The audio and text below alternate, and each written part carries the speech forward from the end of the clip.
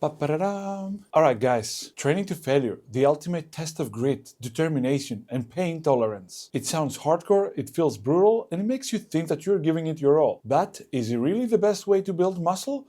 Or is it just something that sounds cool on social media? Today we're diving deep into this topic and breaking down why training 1 to 3 reps away from failure might actually be a superior approach for building muscle and staying injury-free. And making gains for the long haul, of course. Stick around until the end because I'll be sharing my personal experience on both methods, training to failure and training 1 to 3 reps away from failure, as well as how you can optimize your training for maximum growth. Also, don't forget to hit that subscribe button to stay updated for the upcoming videos, the future videos that are related to bodybuilding, muscle building, strength, and the rest of the gym stuff and longevity and health related topics. Yeah, that's about it. Subscribe. Let's get into it. So first, let's define what training to failure actually means. When we say we're training to failure, it means that we are performing an exercise to a point where our muscles cannot perform another rep with proper form. So what you're basically doing is that you push your muscles to the absolute limit until they give out. Sounds intense, right? Well, it is. That's why so many people believe it is the key to muscle growth. And after all, if you push your body to the limits, to the absolute limits, you must be actually stimulating maximum muscle growth, right? Well, here's the problem.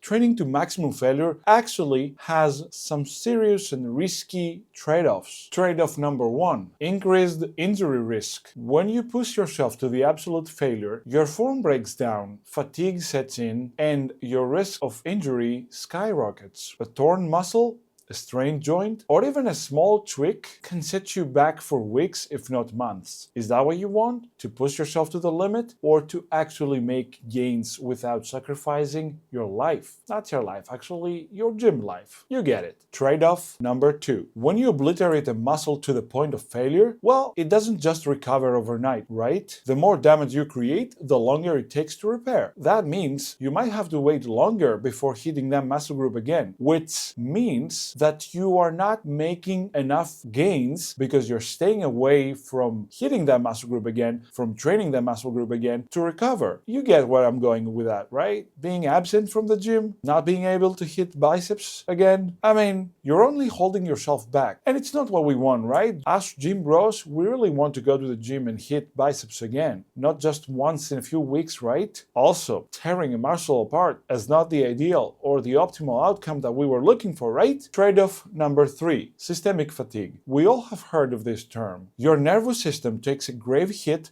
when you constantly train to failure. Ever feel completely wiped out after a brutal session? That's because your body is dealing with more than just local damage and muscle fatigue. It is fighting systemic fatigue that affects your entire performance in the following days. And let me give you an example here. Would you be able to recall, would you be able to remember if you had a brutal, squat session, leg session, and then the next day you wanted to go and hit some chest and you were barely able to lift the weight you used to do a couple of weeks ago, and you feel like you're dragging yourself? Well, that's because you trained legs to the absolute failure last time, which means probably yesterday, and you didn't leave a couple of reps in reserve in the tank, as we bros say, so that you can actually make gains instead of just making gains and then have to recover a couple of days more. I don't know. Correct me if I'm wrong. And here's the kicker: trade-off between muscle gain and systemic fatigue when training to failure is actually not worth it. Research suggests that you are expending way more effort but making the same or even fewer gains compared to stopping 1 to 3 reps short of failure. That's a losing trade, right? So what's the alternative? Training with 1 to 3 reps in reserve, or what we call RIR. This method still provides the necessary mechanical tension for muscle growth while allowing for better recovery and more frequent training sessions. Think about it. If you train to failure on Monday and destroy your chest, you might not be able to train effectively that muscle group again in the following week. But if you leave 1 to 3 reps in reserve, or in the tank, as we bros say it, you can come back in 2 or 3 days and hit that muscle group again, which means more frequent quality training equals more gains over time in the long run in a safer way. So if you're in this game for the long run, and I hope you are, then training smarter is more important than training like a hero. For the average person, lifting isn't just about building muscle. It's about longevity, health, and feeling strong for the years to come. Getting injured because you pushed yourself to the limit, to failure in every set,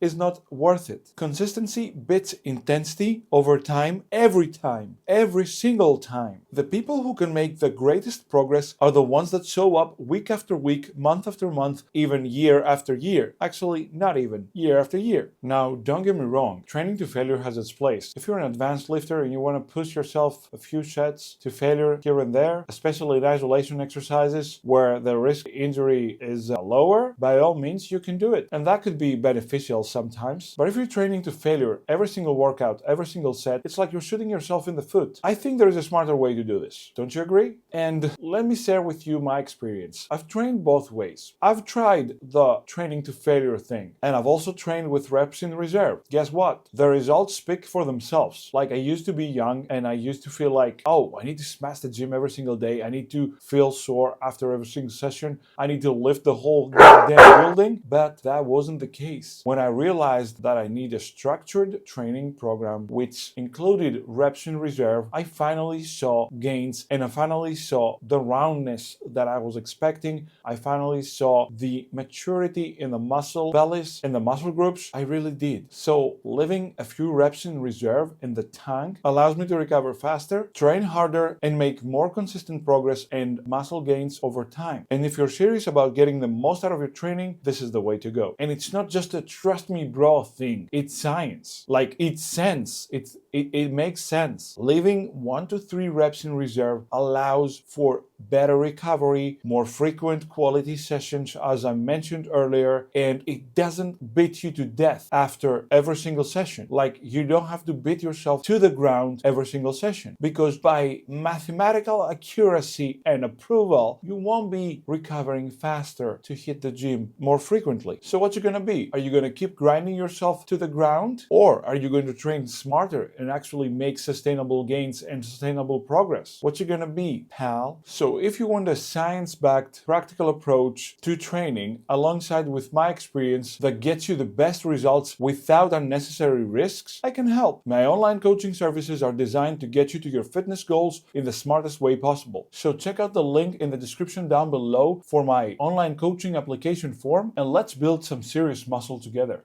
Also, if you found this video helpful, do me a favor and hit that like button. If you have any questions, drop a comment down below in the comment section. And if you're not subscribed to my channel, by all means subscribe. It helps more than you know, and it keeps the content coming. So until next time, I'll see you in the next one. Stay strong, keep lifting, and stay sexy. Oh, I forgot.